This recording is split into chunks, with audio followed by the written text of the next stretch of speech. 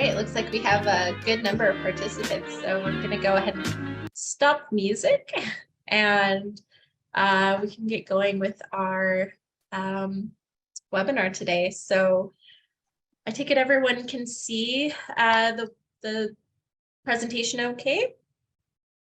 So I'd like to just start by saying hello, everyone. Welcome.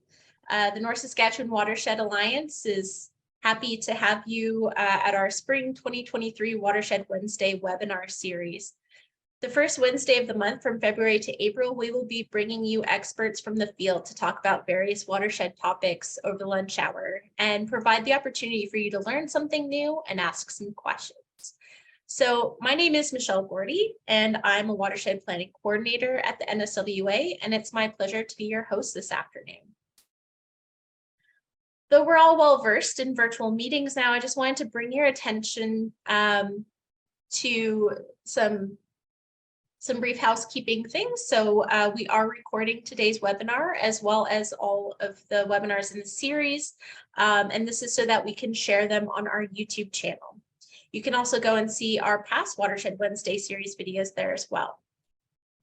We would appreciate that you please keep your microphone muted during the presentation. There will be an opportunity for you to ask questions in the last 10 minutes of today's meeting, and we ask that you use the chat feature to post your questions. We will also be seeking your feedback at the end of today's webinar and encourage you to tell us how well we did. Today, 5 lucky people will also be the recipients of our NSWA 2023 calendar, so stay tuned to the end to find out if you're a winner. So we'd like to start off today's webinar in a good way and acknowledge that the lands within the watershed of the North Saskatchewan River are in Treaty 6, Treaty 8, and the Métis homeland. These lands are the traditional territories, traveling routes, and gathering places of the Cree, Saulteaux, Blackfoot, Métis, Dene, Stoney, and Nakota Sioux peoples. We recognize and thank the Indigenous peoples who have cared for this land since time immemorial and whose rich histories, cultures, languages, and presence continue to enrich these sacred lands that we all steward as treaty people. The NSWA recognizes the role of watershed management and its practitioners in perpetuating a colonial system by excluding and ignoring the perspectives offered by Indigenous culture and science. We make this statement as an affirmation. We are committed as an organization to improving the practice of watershed stewardship. So I invite you to recognize the land in your own way and to learn and grow so that we may together advance reconciliation. If you'd like to enter in the chat the treaty or traditional territory from which you're joining today, please go ahead and enter it. Thank you. So today's webinar is a bit different from our usual format. Instead of having 2 speakers provide presentations, we're going to have them have a conversation about international insights into freshwater conservation. So I'd like to now introduce you to our speakers, Scott Millar, the Executive Director of the NSWA, and our guest, Derek Vollmer of Conservation International. So go ahead and take it away. Excellent. Thank you, everyone, for joining us today. And thank you, Derek, for answering the email that had this sort of random question out of the dark saying, please take our invitation and let's have a conversation. You know, for those that are just tuning in to this webinar, this is the first time that Derek and I have actually met. We've not had a conversation before this. We've exchanged a few emails. So really you're hearing answers for the first time, just like I am. So this is a full-on exploration, I guess, of some of your experience, Derek, and some of the lessons you can bring maybe to the NSWA or to others who are listening. You know, I've read a little bit about you. I've, read some of the papers you've put out. And I kind of wanted to start off with having you introduce yourself. So can you tell me a little bit about yourself and sort of the history, or I guess the journey to now? Like, what's been the arc of your life so far? Well, first, thanks for the invitation, Scott. It was out of the blue, but I was really happy to take it. I love talking to people who work on real watersheds and real issues. So even though I tend to work at a global level now, I always want to remain connected to reality on the ground and how people are trying to conserve and protect watersheds in real places. And so it's great to learn about NSWA and have this conversation. So a little bit about myself. I am currently the Senior Director for Freshwater Science with Conservation International. Conservation International is a non-governmental organization headquartered in the US, where I'm based, but we work exclusively overseas in about 30 different countries with 1,000 staff or so, working around the world, mostly in tropical developing countries, to protect and restore nature and its benefits for people. The organization has a really strong commitment to science, which is what drew me to CI, as we call it, about 8 years ago now. I've been working for almost 20 years on different issues of sustainability.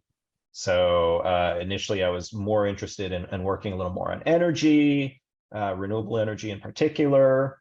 But I always had the strong interest in global issues, developing economies. And the last 12 years, I've been working almost exclusively on water and watersheds, I should say. So really making connections between land, water, and people. And I've had the good fortune to be doing that with CI now for, like I said, 8 years. And it's taken me around the world. And also helps me connect to groups like NSWA. So what was there something specific that made water attractive, like that made you sort of mentally go, oh, I want to go into that space? Is there something in that kind of management approach maybe? Or yeah, it was probably two things. One, that my undergraduate degree was in political science, and I understood even then how political water issues are. And so I felt that was something, even as I migrated over towards more of natural and physical sciences, that I could draw on my kind of beginnings in political science and really kind of look at the thorny issues of management and the water governance.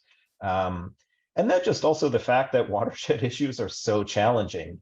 And as I was doing my PhD work, I needed to have some good research questions. I said, well, why not pick a topic and sort of a medium that's going to be really challenging? And obviously, all of this is supported by the fact that water issues are critical to everyone. I mean, it's kind of a throwaway to say water is fundamental to life. It is, yes, but I also think all the water challenges tend to be underappreciated, especially in this moment where there's been so much more attention on climate change mitigation, which is important.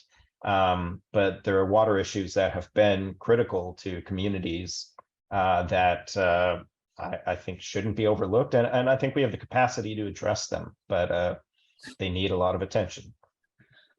So what kind of background do you have then from the educational perspective? So I'm thinking that we probably have some people who are thinking that what you do is a pretty cool job, and they're going to hear more about that. But I guess if they're thinking, well, if I want to be Derek when I grow up, what does the education path look like? Well, the best response is probably that it doesn't have to look a particular way. I started with political science as an undergrad. I then pursued a master's in environmental science and policy, which was sort of the bridge or hybrid, getting more into the quote unquote hard sciences. And then eventually did a PhD in it's called geomatic engineering or spatial planning. But that also included a mix of economics and social sciences along with geographic information systems. So I am a mutt or a hybrid, I guess, if I'm being charitable. But I think that's really critical because it's helped me to speak across disciplines and to different groups of people that I can interpret and help translate technical information, scientific information to lay people, but I can also speak about cultural services of rivers. So I think it shouldn't be on everyone to be able to sort of talk across all those, but it's very valuable to be able to relate to all of the different stakeholder groups when you're working on water issues. And so that for me has been valuable. You don't have to become an expert in everything, but you should really strive to be conversant in almost everything. You know, I've had conversations like this with others, and it seems like that notion of a bit of a being a mix of experience and backgrounds and training really does help in the water world, because of, like you say, all the different aspects that come to mind. So does Conservation International focus on water only, or do they kind of handle a number of different kinds of topics? Like, so what's the sphere of the organization you're part of? Yeah, so interestingly, within Conservation International, our freshwater program and work is a very small part of what we do. And that has kind of historical origins where we started, 35 years or so ago, focusing much more on tropical forest conservation. And so our specialty still to this day is in forest protection and restoration. We have since branched out, and we have very strong ocean and marine conservation program as well. Water connects those, of course, but it's within our overall portfolio. Freshwater is much smaller, and so my role is actually to help make those connections, recognizing that a lot of watersheds eventually will reach the sea and connect to the marine ecosystems we're trying to protect. Issues like plastics, make that even clearer, that we've got to intervene on land and through our waterways if we care about plastics reaching the ocean. So that's really the thinking that led to what we're calling our healthy watersheds approach. And it's making the connections between what we as CI are doing in the forests, how that can impact waterways, and sometimes how that reaches our marine areas that we also care about. I know here at the NSWA, we often talk about water as the integrator. Yep. It seems like we're artificially searching for some way to integrate land and water and perhaps air management. But a lot of times, if you're managing water, you're handling a lot of those cross-cutting kinds of issues. So one of the things that you've written about and done a lot of work on, and that was one of the things that attracted me to send you a note, was just a little bit of work you've done on this thing called the Freshwater Health Index. And one of the things that caught my attention, at least, was that it seemed really applicable to the work we're doing as a watershed organization. And then also seeing where you had applied it. So can we start off maybe with the basics? Can you just walk through what it is and kind of how it works? Sure. So the Freshwater Health Index, or the FHI, as we call it for short sometimes, it's a tool to organize ecological, hydrological, and social data in a watershed. And so as we were developing this, watershed associations were sort of the ideal end user, if we could imagine one. So an organization that has that remit and that goal to be pulling all the people together, all the stakeholders together, but also all the information on what's happening. So the goal is for this to then provide an idea of the overall status of the watershed's health. Now, I think pretty critically, we have redefined health a little bit to go beyond just looking at biological indicators or ecological indicators. So, the measures of stream or river health have been out there for decades, and they're all valid and very useful. But in the grand scheme of things, they still tend to be very narrow and kind of interpreted by specialists. And it's harder for the larger population of watershed to make connections to, okay, if the dragonfly index looks good, what does that mean for me? And so we expanded the notion of health to say, well, we also want to understand, is the watershed meeting the sort of needs and the aspirations of the people who are depending on it? So we incorporated ecosystem services, or all of the potential benefits to people and the way that healthy ecosystems are able to provide those. We also then added an element of governance, because we recognize that nothing's going to work if the underlying governance in the watershed is unhealthy, is not working. And so our notion of health is much more expansive than just biological and ecological indicators. But of course, those are, I would say, the first and most important pillar. The process of putting all this information together is, in my opinion, much more important than the end result. That we can generate reports and hand those out, but I think many of us have experience with producing reports that then decision makers or others just don't pay attention to. And so we learned very early on that we've got to co-produce this information, that we can offer a way to synthesize everything, but we've got to have workshops with communities, with government decision makers, with businesses in the watershed and other stakeholders, that's the real value of going through this process. The end result can be a state of the watershed report, and there's value to it. But if you just spring that on everyone and say, okay, follow our recommendations, we know that's going to end up. Yeah. So the FHI, it's not a desktop exercise. It has to be, and it can be customized to the watersheds where it's being applied. And the process is the fun and really important part. So then obviously you've built it and then applied it in a few places. Where have you used it? So we've used it in tropical developing countries mostly because we piloted it primarily in field offices where Conservation International is operating. So we've been now in Brazil, Colombia, Peru, Cambodia, Vietnam, Laos, China, South Africa, Angola, Botswana, Namibia. I think I've got those. We have some others that are sort of underway right now, but that's given us a very good geographic spread. So it's allowed us to really test, okay, does this apply across different contexts? And even within those countries, there's a range of the socioeconomic characteristics. We've looked at urban to very pristine watersheds. And so, we've really tested the flexibility of this approach. And we feel that it's pretty robust and adaptable. Yeah. Does it apply to like certain size watersheds, or is it kind of geographically scalable, I guess? It's scalable. There are probably limits that we haven't found out yet, but I would say the limits have more to do with the appetite for how many countries, for example, you engage. We have done it in big transboundary rivers, and those issues just tend to be even more challenging. We've talked about engaging in the Nile Basin, for example.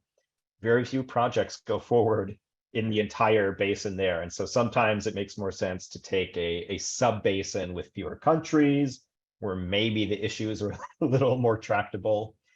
In terms of scaling down to watersheds and sub-watersheds, I'm not sure that there's a limit other than our recommendation is always you want to sort of tie it to an association or some group that says, yeah, we really want to have an overall picture of what's happening in this watershed. And then you can always subdivide it by sub-watershed. And I know that's how NSWA is organized. And that is also, I think, one of the strengths of this, that you can use a common framework within a watershed, recognizing that there are going to be differences. And so you don't want to just have an overview of the entire place. You want to be able to zoom into sub-watersheds and say, what does it look like here? What are the issues here compared to up or downstream?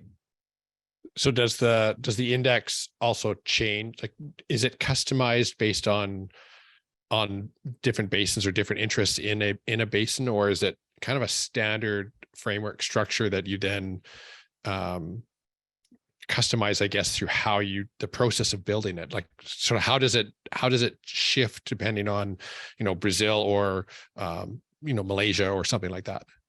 Yeah, the shifts happen more with the input data that you have. We do try to maintain the same framework. And that's mainly to have people thinking about, okay, does this apply or does it not?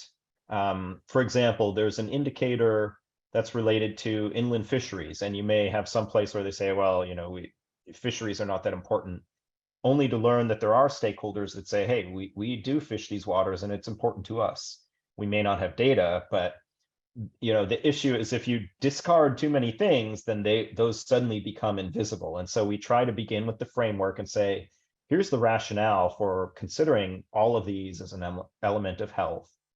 Users can weight the different indicators and maybe say, okay, this is not so important, but we say, well, don't take it out. Let's still keep track of it. If it's healthy, great. If not, let's discuss then, okay, what's the reason for that and who is it affecting? Yeah. So the customization is mainly in the data and how you weight the indicators, and stakeholders are an important part of that.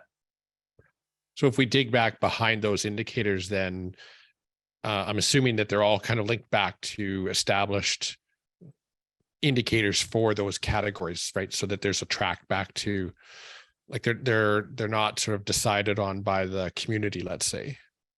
Yeah, correct. I mean, just about everything will be backed by some level of data. The communities are involved in weighting those to say, okay, if we're comparing water supply to fish and biomass provision, how much more important do we think the water supply is from the system?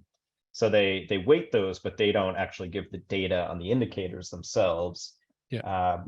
There are times too where we just don't have data, and there we recommend, let's mark it as data deficient. Let's not take it out, because then again, it's invisible. We want it to be flagged as something that we need more information on in the future.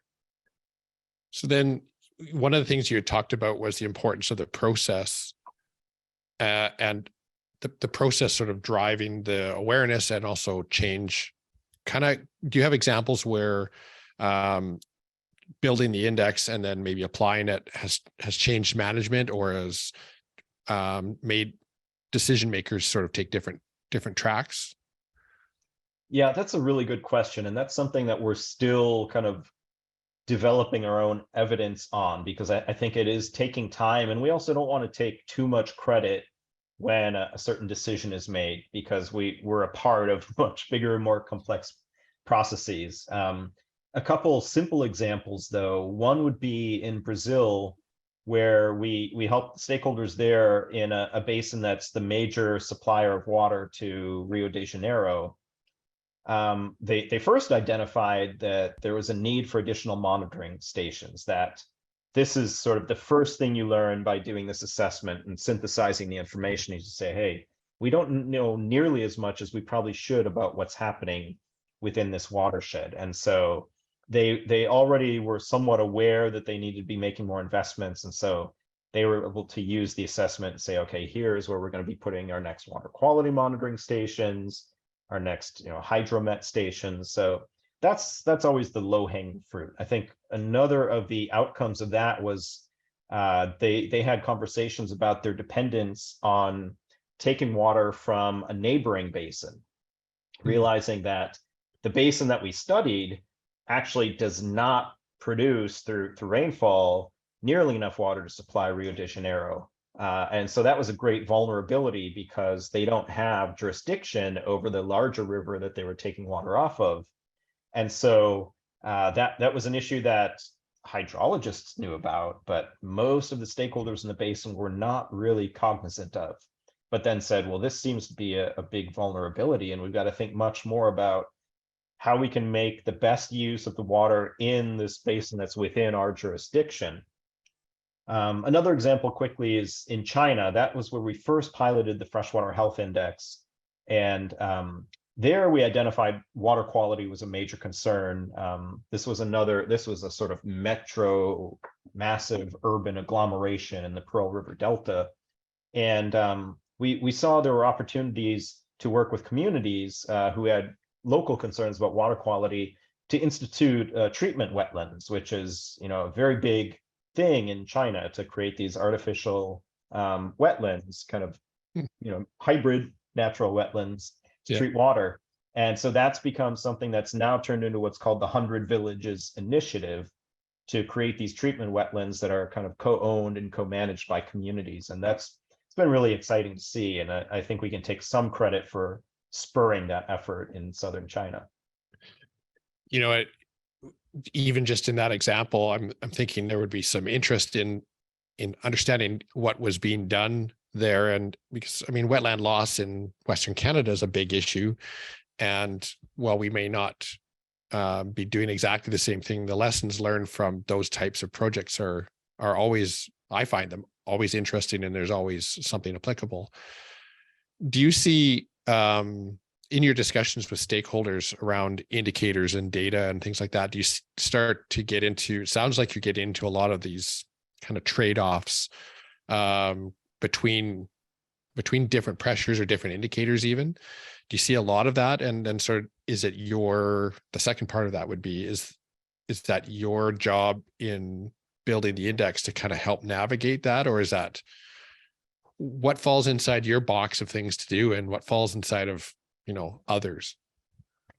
So this is where I take my training in like the physical and natural sciences, and then I have to transition into political science, because I do feel as part of an NGO, we can do more than just talk about how bad things are by providing the report and saying, hey, you're facing these trade-offs. That's where, fortunately, I'm able to hand things off, at least to my partners who work in our field offices, who have the long-standing relationships with the watershed associations, with the governments and others, to really say, okay, we've identified some of these problems or challenges.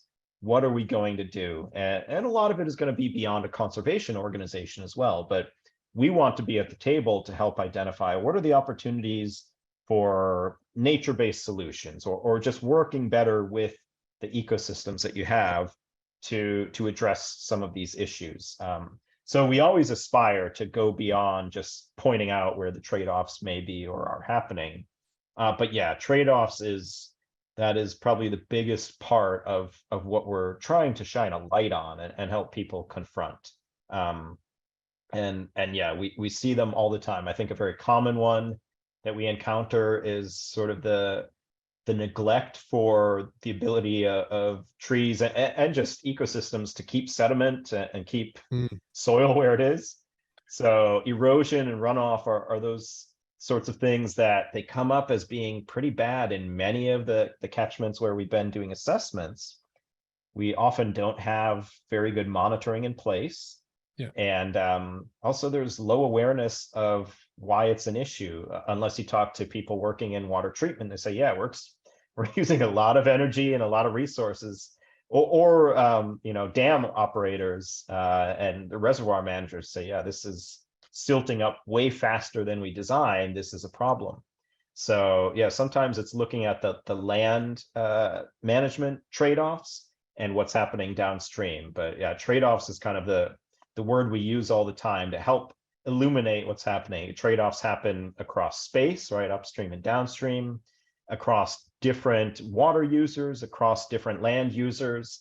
And the index was really designed to help illuminate those. It's an assessment, so it's not going to solve them, but it really can help structure those conversations around, okay, what do we want out of this watershed? What's it going to take to get to that preferred state? There's so many places I want to go with the conversation. So I'm trying to decide, well, okay, which one should I start with? I think I maybe want to sort of dive into the data side just a tiny bit, because it seems like in some of the places where you'd be working or you are working, the data availability is going to be a big challenge. And so is there sort of a threshold, like do you kind of do a pre-assessment of what's available before you start, or is it, how do you go about picking places to do your work? If we had that luxury to sort of pick the places the way that we would want to as scientists, we would be probably working in piloting this in Canada or the US or something, where we even, everyone is going to say we don't have enough data. That's going to perpetually be the case. But no, generally we have to dive in and we figure out on the fly, okay, what do we have to work with? Can we come up with some clever ways to work around some data gaps? And what do we need to just flag and provide recommendations on for improvements in the future? And so, yeah, most of the places where I've worked, developing countries, we don't have very good monitoring data, or in places even where monitoring is taking place, it may not be accessible to NGOs. That's just a reality in some countries, or if you're working in transboundary settings, countries don't always share data the way that you would hope they would. So that's again where I think the framework can be valuable. You say, look, you use this as you wish, but this is how the data fit in. Here are recommendations on how you can work around areas where you don't have data. There are a lot of global data sets, more and more every year, many of them modeled, but they can be used sometimes as sort of a filler. We don't prefer to do that because local is always best. And last thing we want to do is give the wrong picture of what's happening in terms of water flows or quality based on a global data set. So that's always a last resort. There's a lot we can do now with satellites that we couldn't do very confidently even 5 years ago. But that's still going to be that more narrow slice of watershed health. So yeah, we're always working to fill data gaps. But yeah, any chance I have the platform, I say we just need to be investing more in kind of collecting data locally, looking at low cost but robust ways to do that, and engaging communities in it, because I think it's a great opportunity, not just to have more boots on the ground as data collectors, but I think that's a really nice way for more stakeholders to really engage with their watersheds. And the side benefit is you can be collecting data that way as well. Right. I was going to ask also about the sort of the baseline level of awareness. So oftentimes to get people engaged in watershed issues, there's a bit of a hurdle of understanding even some of the basics of like the question that we're often asked is, what's a watershed? What's a watershed? That level of question.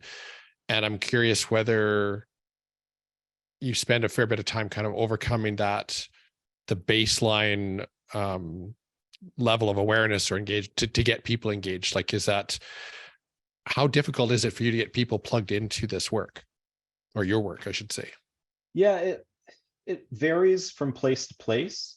I think we've often had the benefit of some sort of watershed or catchment association or organization, whether formal and government led or a nonprofit. So they've already laid some of the groundwork, and we kind of work through the networks that they've established. But we've worked a lot on communicating these topics. And so, I'm not giving presentations, so I don't have the visuals at hand, but we've worked on a little cartoon explainers about what the Freshwater Health Index is, what freshwater health means, why it's important.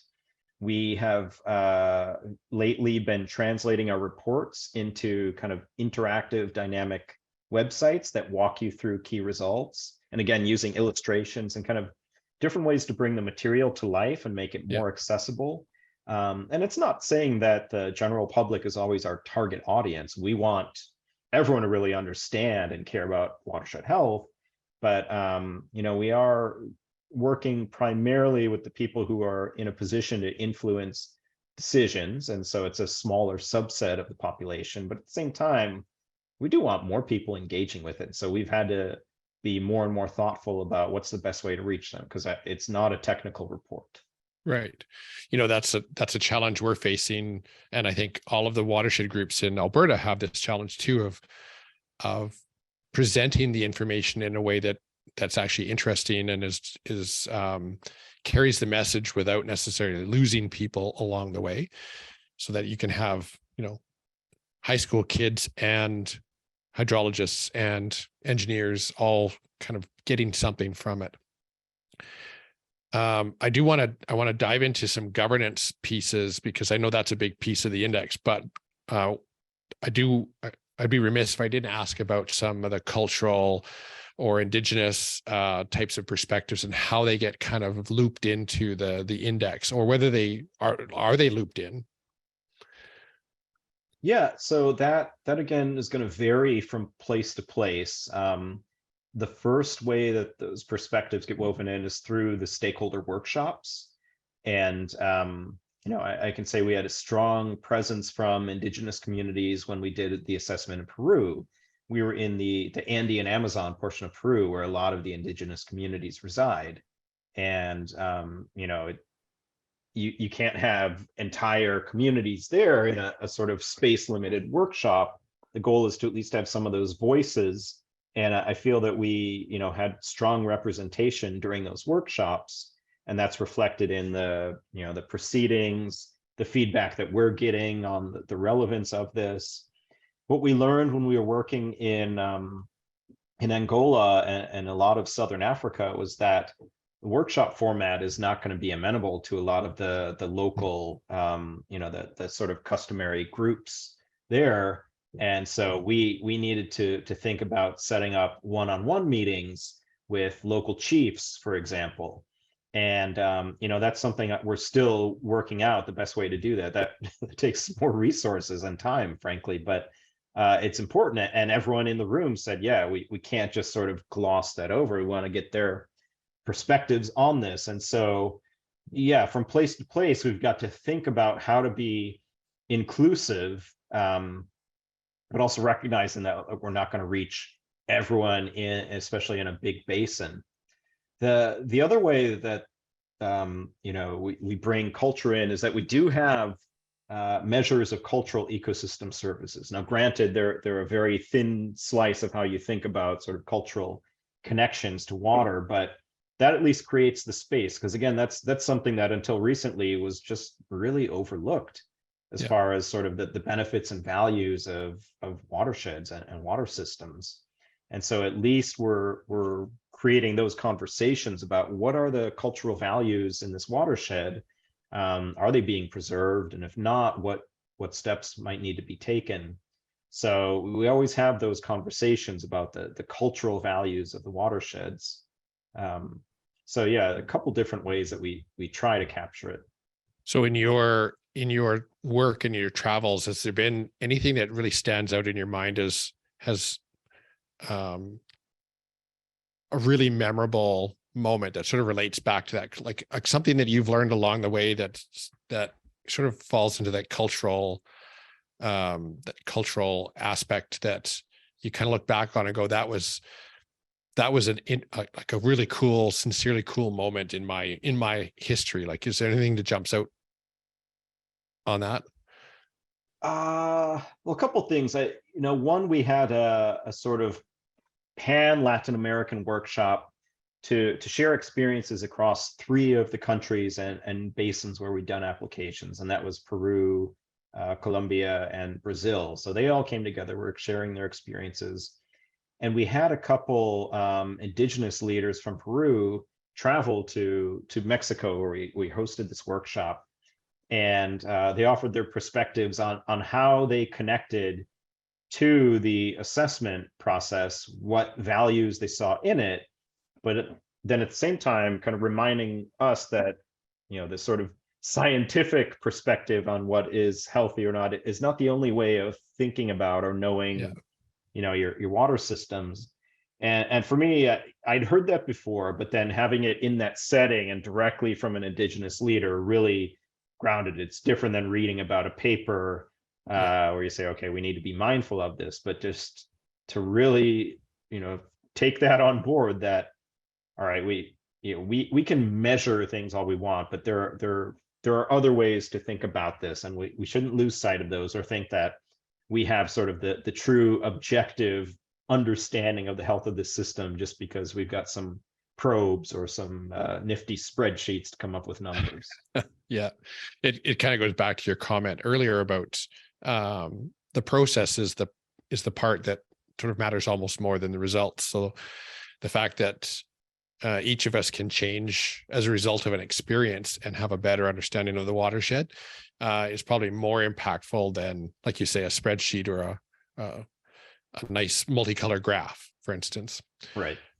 So I know governance is something that's sort of near and dear to my heart, just from my background. And so I'm kind of curious if you can sort of take that slice of the indicator wheel and kind of blow it up and just talk about the governance aspects and how important some of those elements are in the index and just in general.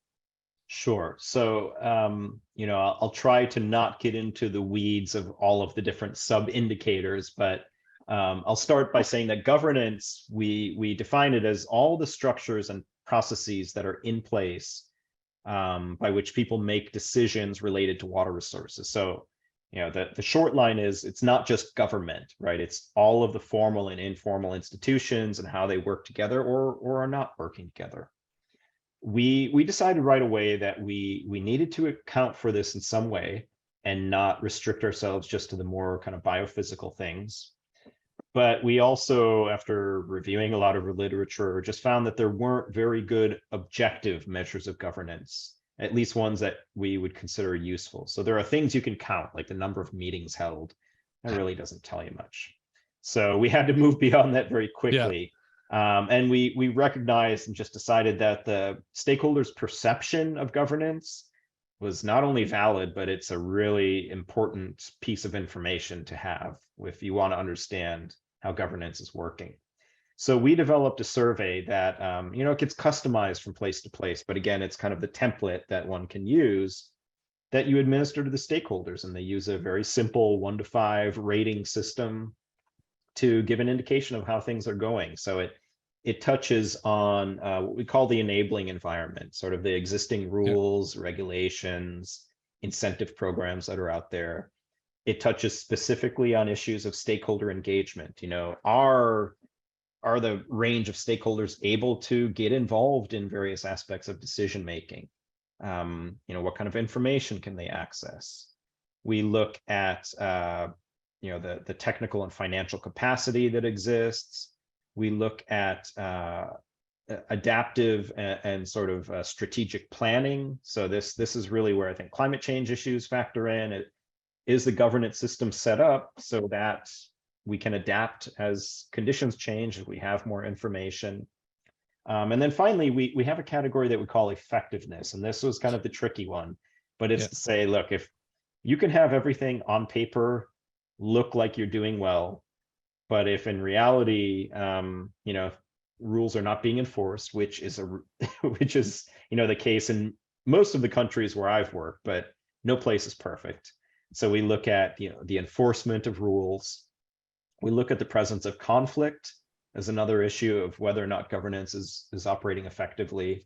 And also we look at the distribution of benefits, as we call it. So are there communities that are underserved or marginalized with regards to sort of the benefits that a watershed is providing? And that can take many forms, but that's kind of a catch-all to look at. Do people feel like these benefits are being shared, whether it's across countries in a transboundary setting, or if it's across sub-watersheds or communities? And so, all of those things we try and capture through this perception-based survey.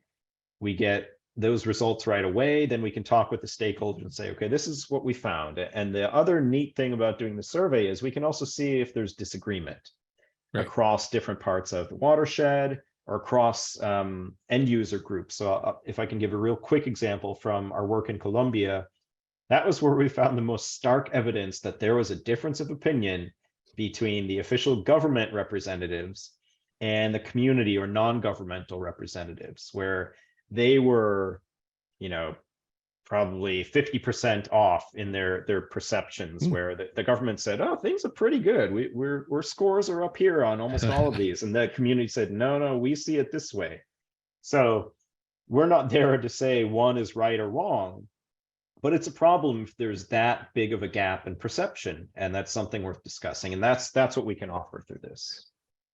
Does the index, or so does the governance sort of aspects vary kind of, and I'm probably not going to use the right words here, but something along the lines of based on sort of sophistication of the governance system, or like I'm thinking in some places, governance around water might be fairly new or not fully developed, and in other places it's well developed.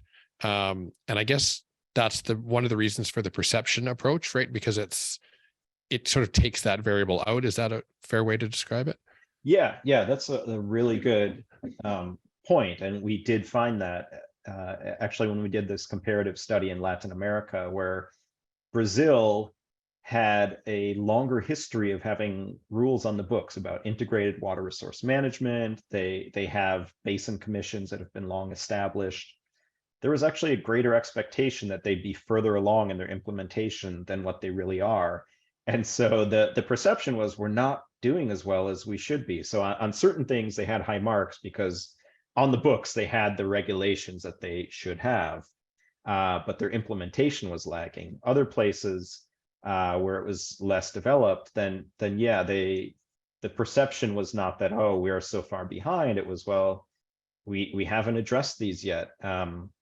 We've tried to have the survey be fairly adaptable to fit to those contexts and not be too prescriptive and say you must have a basin commission, you must have a integrated water resource management policy or law. They're more general on those themes about coordination and such, but giving that flexibility for a country or a place that may not be as developed, from a regulatory sense, but still through informal means or others, like they're doing the coordination, they're providing those kinds of functions that we think are important to water governance.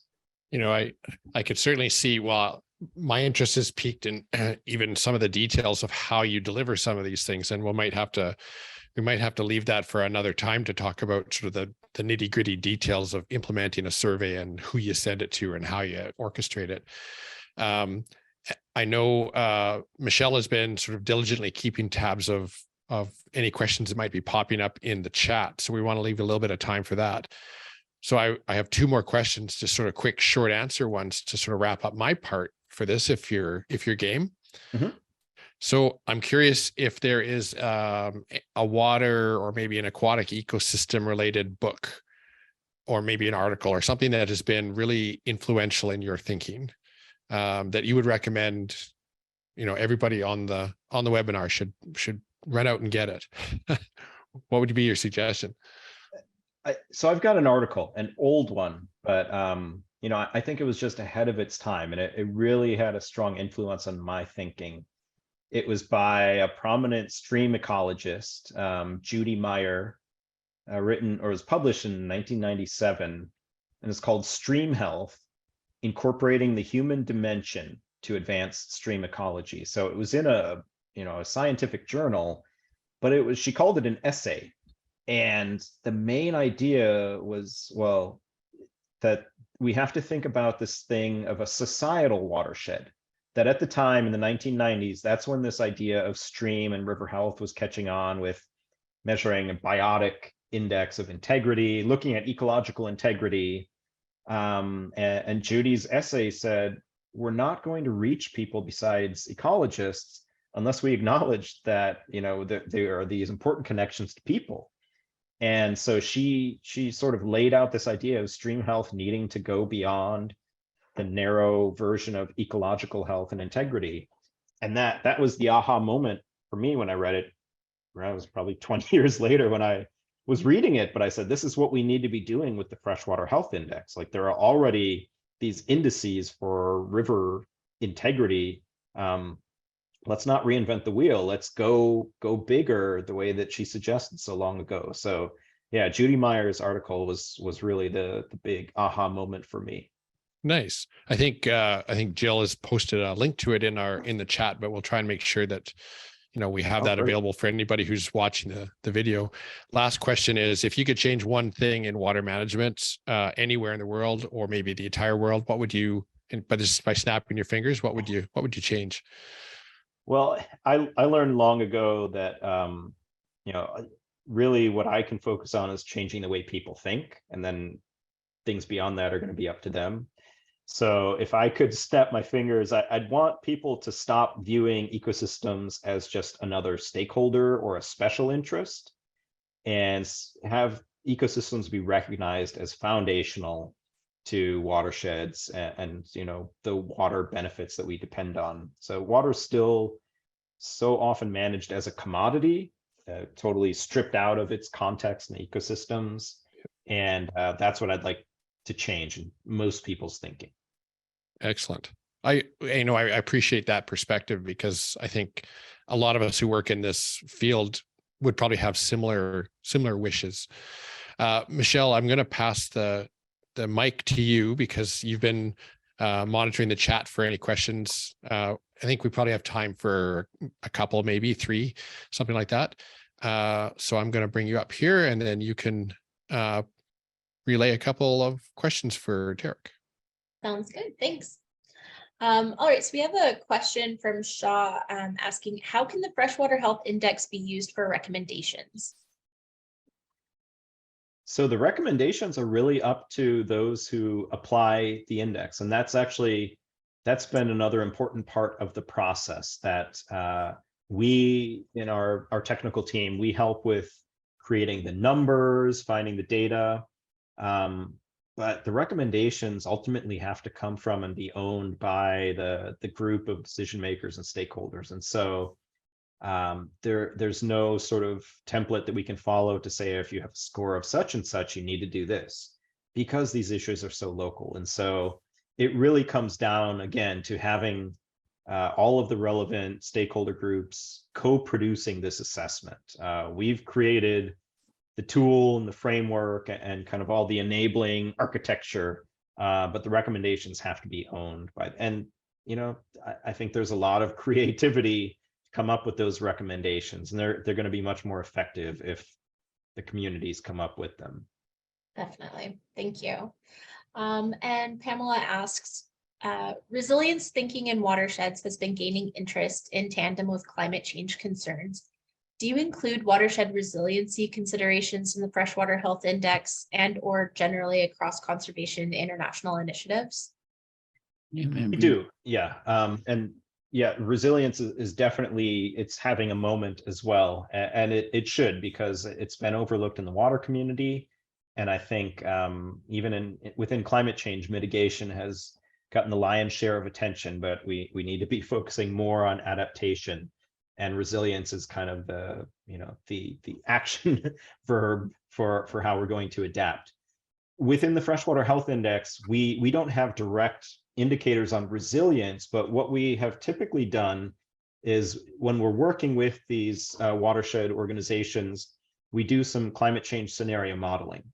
And that, in my opinion, is sort of the best way to approach resilience, is you just have to start running scenarios and get some understanding of what you might face in the future, and where you need to start building resilience or testing, stress testing your system through models to see where you already have some resilience, where you need to be building it.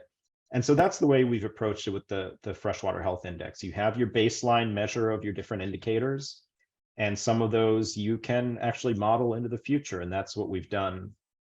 We published a paper on some of that modeling that we did in the Lower Mekong, but we've done it in several of these places. And that's how we've done it. And within CI, that's the kind of work that we're doing on resilience now, is we're finally moving more into adaptation, which I'm very happy to see.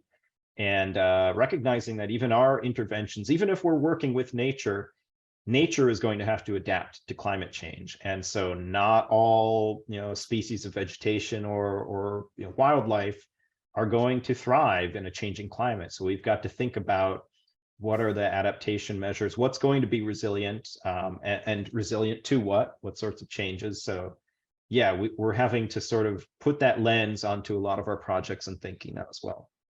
Yeah, definitely. Sarah asks, are there any examples of the completed Watershed Health Index informing a jurisdiction in a major change to policy, legislation, or regulation? I'll be honest and say I don't think that we have that sort of direct line yet, whether it's a matter of time or whether we're putting too great an expectation on a fairly simple tool and assessment. It's always our goal, but we don't yet have a case where we can trace the implementation of the assessment to a change in a policy, other than sort of making these decisions about monitoring, for example. Okay. Looks like we still have some time. Mary Ellen asks, companies are beginning to evaluate their risk and presence within healthy systems. We've seen this with carbon in terms of their carbon budget. We also are beginning to see the interest piqued by insurance companies. Have any companies expressed interest in your index for those purposes? Several have, yes. And in some cases, we've implemented an FHI assessment at the request and with support from a company in a watershed that they're particularly concerned about. I would say more often the companies say, we really want this information, we want to see this go forward, but we're one of many water users. You know, a lot of the information is really a public good. They may not feel that they're the right group to sort of spearhead an assessment. I wouldn't even disagree with that. So what we're working on now is where there are clusters of companies who say, look, we're all on board with this idea of collective action and watershed health. And we realize now that we're all working in, you know, these basins around the world, and we want to have that picture. I think that's probably a better way to be engaging with companies rather than finding individual ones that want to, because especially multinational ones, they're everywhere and they're not going to have the appetite to lead these assessments. And, you know, making it local also means that we can't cover a lot of territory in one go. It's a fair amount of effort to just work in one watershed. So we've got to find that sweet spot where you've got enough interested users from the private sector who can, you know, benefit from the same information, because it is, once it's produced, it's a public good, and that's how it was designed. Well, thank you so much for coming here and talking to us today and answering our questions. I'll give it back over to Scott if he has any last comments. Yeah, you know, this is a conversation that I think lends itself to more conversations about some of the very things we've been talking about. I think this is, you know, the beginning of a conversation that we can continue to have, and maybe we'll do a part 2. Who knows? Maybe there's a part 2 webinar in the future. But again, before we pass it back to Michelle, I just want to say thanks. I enjoyed the conversation. I learned a ton, and I'm looking forward to future conversations. Well, thanks again for the invite. I think it's really cool that you do Watershed Wednesdays. I wish we thought of something like that. Maybe we should start our own. Well, we don't have a patent on it, so I think we'll share. Yeah. Okay, but All right, definitely up for a part 2. Yeah, absolutely. Back to you, Michelle. Thank you. Excellent. Thank you. So I just wanted to finish up today with announcing our calendar winners. So we have 5 of them. So if your name is called right now, we will follow up with you through email. So Brittany Schmidt, Isabel Book, Ellen Murray, Sandra Brulman, and Mark Graham. Congratulations, you'll be getting one of our calendars in the mail. And if you need to get in contact with us, you can also email us at info@nswa.ab.ca. And then I just want to say thank you to everyone for coming today and being a part of this conversation. Please be sure to check out our Watershed Wednesday recordings on our YouTube channel. You can go to our website at nswa.ab.ca and get more information and resources. You can also sign up for our newsletter. So thank you so much and have a wonderful rest of your day.